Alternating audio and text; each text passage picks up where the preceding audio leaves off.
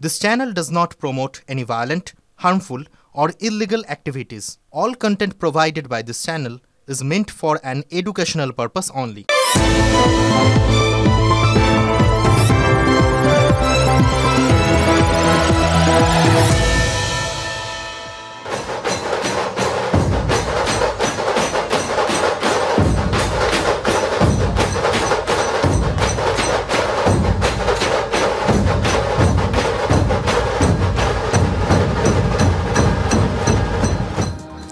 টাকা উড়িয়ে দেওয়া যায় এটা তো শুনেছিলাম, কিন্তু এভাবে যে উড়িয়ে দেওয়া যায় বিশ্বাস করুন, না দেখলে বিশ্বাস করতেই পারতাম না।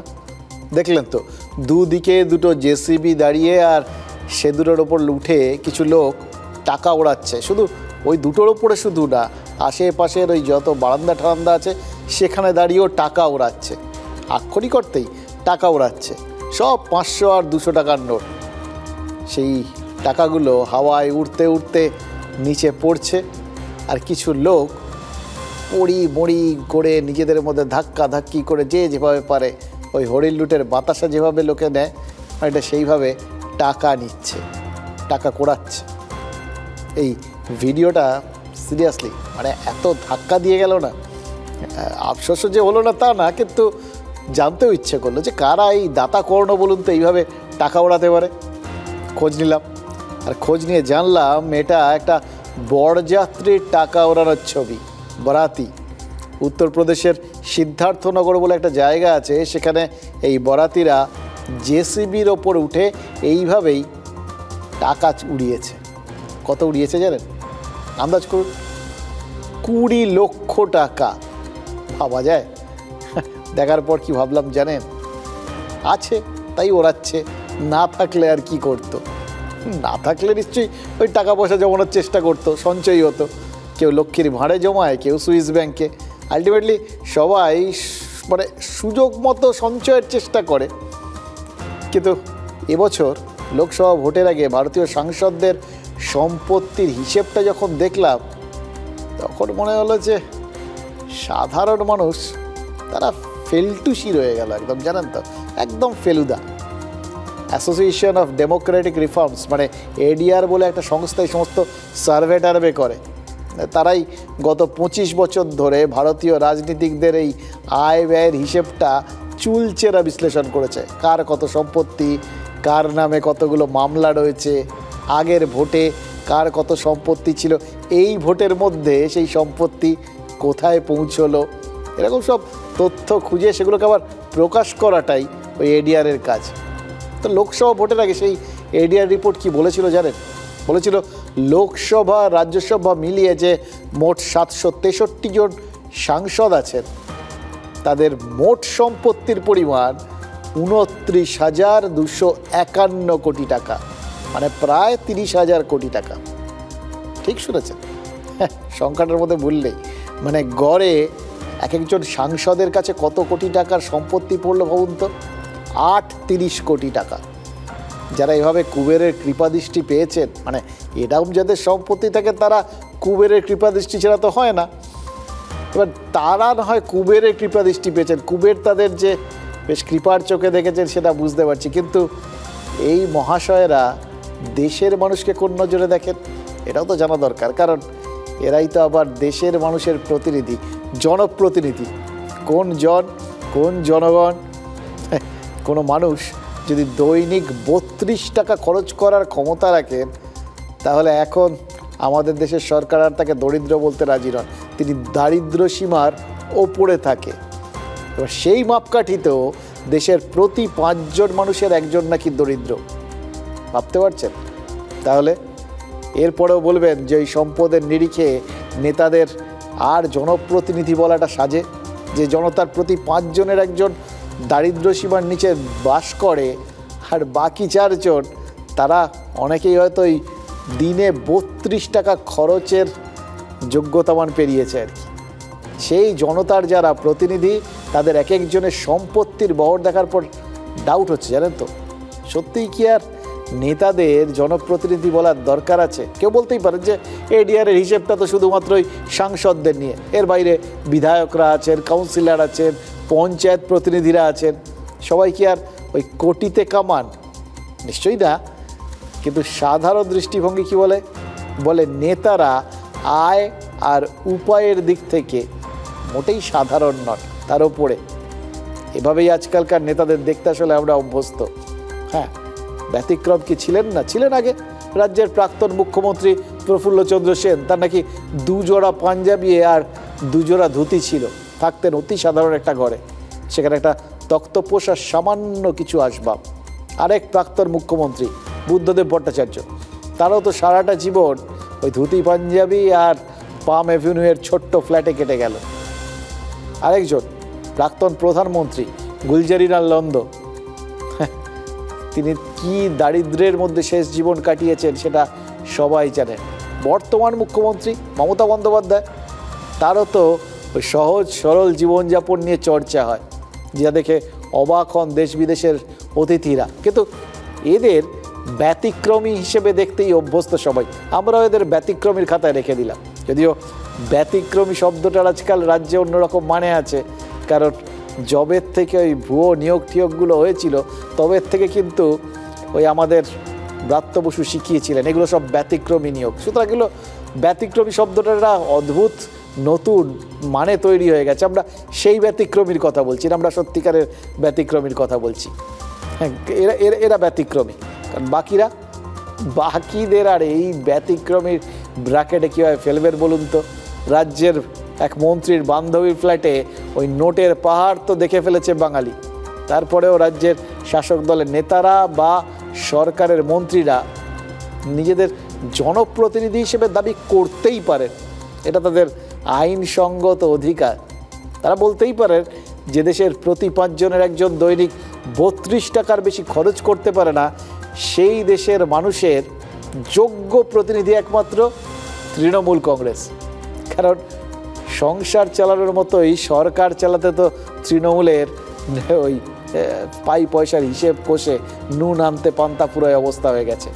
তাই এই কথাগুলো শুনি, বুঝি, আর একটু বোঝার জন্য, খতিয়ে দেখার জন্য হিসেবের খাতা সেটাও একটু পাতা উল্টোই, জানেন তো। আর সেটা উল্টোতে গেলে কি মনে হয় জানেন? না, আজকে কিছু কথা বলতেই হবে, যে কথাগুলো না বললেই নয়।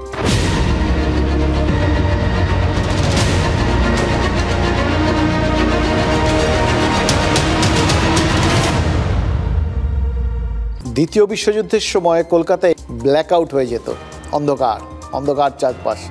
সাইরেন কি বোঝাতো?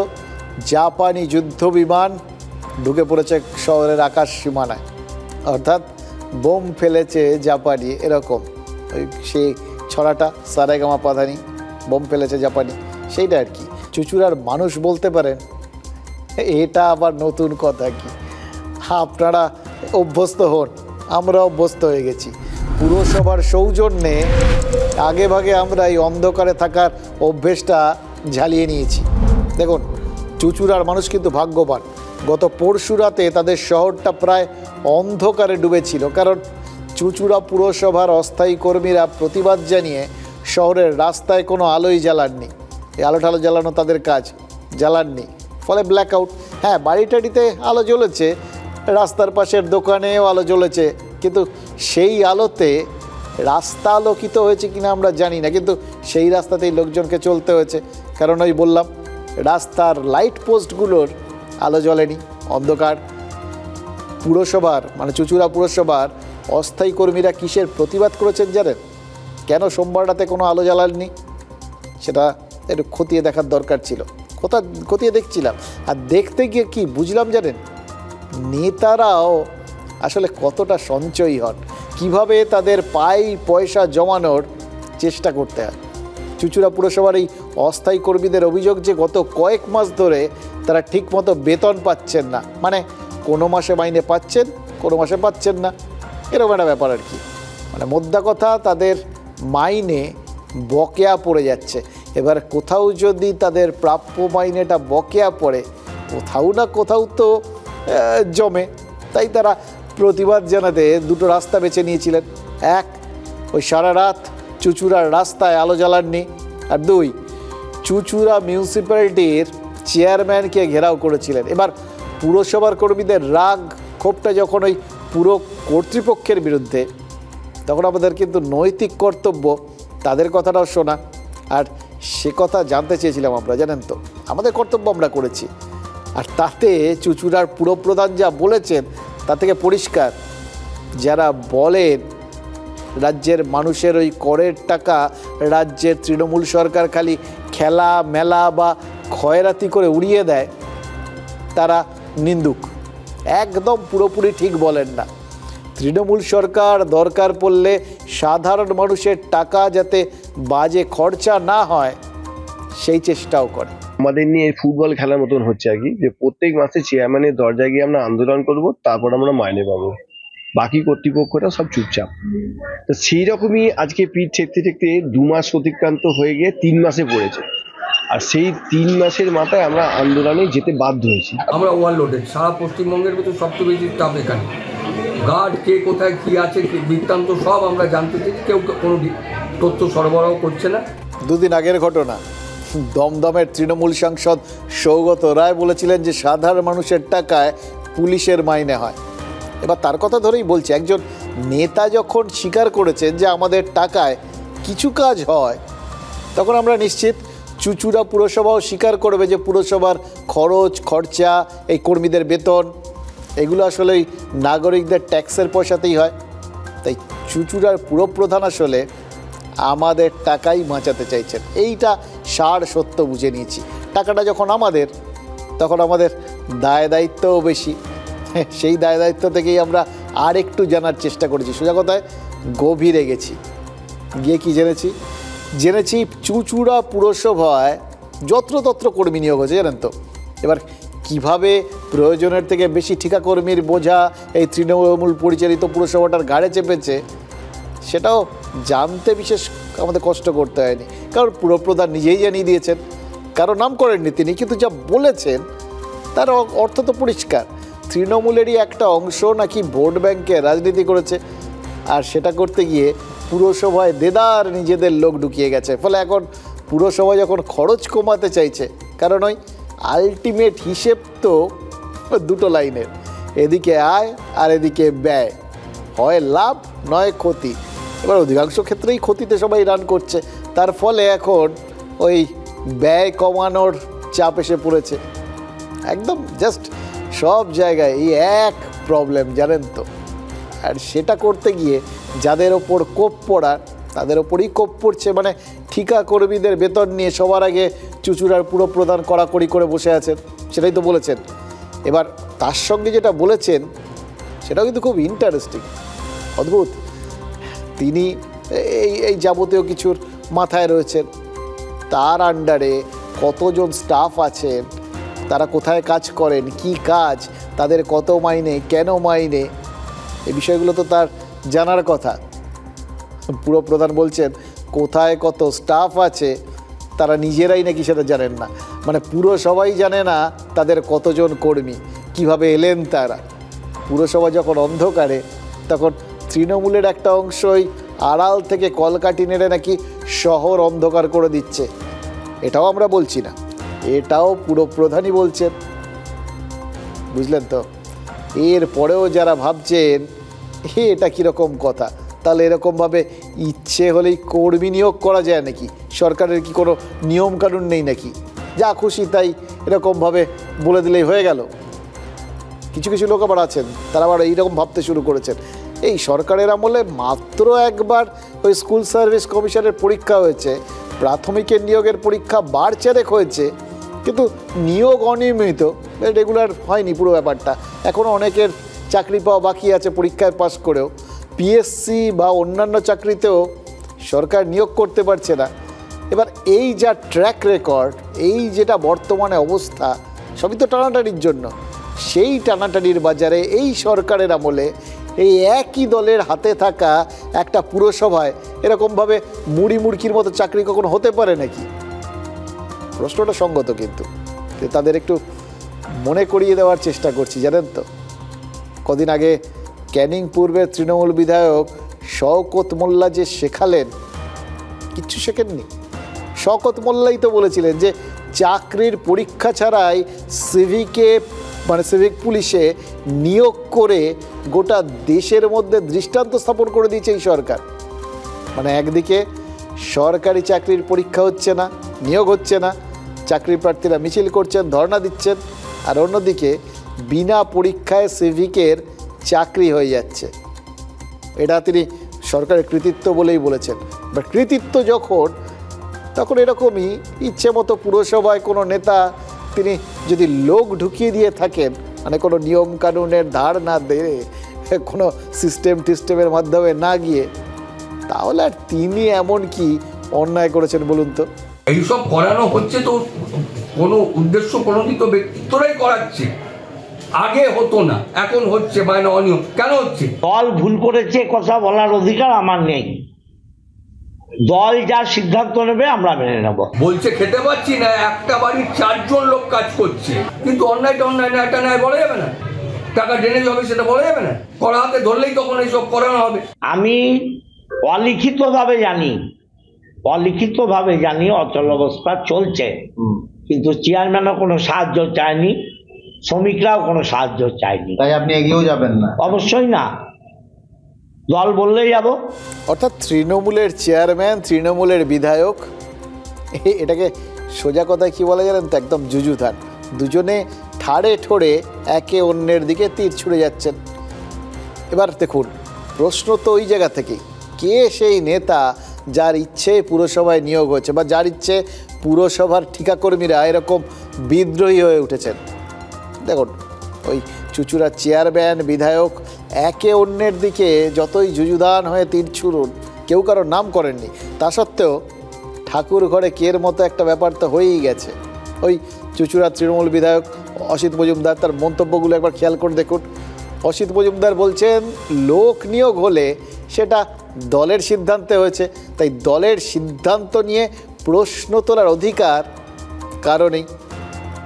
আর তার আগে ওই চেয়ারম্যান কি বলছিলেন, ইন্টারেস্টিং কথা, অন্যায় হলে সেটা বলতে পারবো না, অন্যায় তো অন্যায়। এবার অন্যায়ই হতে পারে, কিন্তু যখন ব্যাপারটা ব্যক্তির থেকে দলগত হয়ে যায়, তখন তো সেটাকে আর ওই ছোট্ট দৃষ্টিভঙ্গিতে বিচার করা যায় না, একটু প্রশস্ত দৃষ্টি নিয়ে দেখতে হয়। তার মানে তখন কি চুচুড়ার ওই পুরপ্রধান আর তৃণমূল বিধায়কের এই যে মতপার্থক্য, তুতু ম্যায়, এটাকে গোষ্ঠীদ্বন্দ্ব বলা যায়? মানে দেখুন, দল মানে তো গোষ্ঠী, আর গোষ্ঠীর মধ্যে মতের মিল না হলে, বিবাদ বাঁধলে, তাকে তো গোষ্ঠীদ্বন্দ্ব বলেই ধরতে হবে। যদিও তৃণমূল নেতারা বিভিন্ন সময় বলেছেন যে তাদের দলে নাকি কোনো রকম দ্বন্দ্বই নেই, তারপরেও যেটা হলো, এটা তো ওই চক্ষু কর্ণের বিবাদ ভঞ্জন একই সঙ্গে হয়ে গেল। সুতরাং একটু খোঁজ নিয়ে দেখা তো দরকার। তৃণমূল নেতাদের দ্বন্দ্বের মূল্য কি তৃণমূল পরিচালিত এই পুরসভাকেই দিতে হচ্ছে? দেখুন, ঠিকা কর্মী নিয়োগে কোনো হিসেব না থাকায় বাজে খরচের বোঝা কি এই চুচুড়া পুরসভার ওপর চেপেছে? তাদের কি খেসারত দিতে হচ্ছে? দেখুন, যতই হোক, আবার বলছি, যত টাকাই খরচ হোক, আমাদের মানে সাধারণ মানুষের টাকাই তো খরচ হচ্ছে, তাই না? আবার কাউকে আপনি আপনার সুবিধে মতো, আপনার প্রয়োজনে চাকরিটা দিয়ে দিলেন, তারপর তার তো হিসেব হয়ে যায়। যেভাবেই চাকরি পান, চাকরি তো দিয়েছে, তিনি তো গায়ের জোরে চাকরি নেননি, কেউ না কেউ তো দিয়েছে, নিজের স্বার্থে দিয়েছে। তারা মাইনে পান, সেই মাইনে তাদের সংসার চালায়, এবার সেটা তো তাদের সংসারের সাথে অ্যাডজাস্ট হয়ে গেছে। সেই টাকাটা হঠাৎ করে যদি না পান, কার দেয়? এবার অন্যায় তো অন্যায়, এটা বলছেন চেয়ারম্যান, এবং এটা বলছেন তার আরও একটা কারণ হচ্ছে, হয়তো মানছেন যে ওই লোকগুলোর টাকাটার দরকার, মাইনেটার দরকার, কিন্তু সেটা দিতে গেলে তার যে খরচের বহর, সেই অঙ্কটা একবার শুনবেন। কর্মীদের বেতন বাবদ প্রতি মাসে চুচুড়া পুরসভার নাকি 2 কোটি টাকা করে খরচ। এবার এই বিপুল পরিমাণ খরচ পুরপ্রধান আর বইতে চাইছেন না, তার কারণ ওই যে আয় এবং ব্যয় যদি পুরোটা মাইনাসে রান করে, তারও তো হাত পা বাঁধা। এবার প্রশ্ন ওখানেই, তাহলে দায় টাকার আর কোন অন্যায়টা বড় অন্যায়?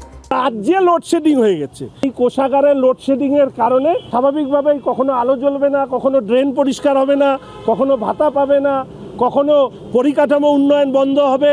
কিন্তু একটা জিনিসে আলো জ্বলতেই থাকবে, সেটা হচ্ছে আমাদের রাজ্যের লালবাতি জ্বলতে থাকবে। আর নেতা, তৃণমূলের নেতাদের অর্থ আত্মসাৎ, সেটা অন্তত সেই আলো অন্তত জ্বলতে থাকবে।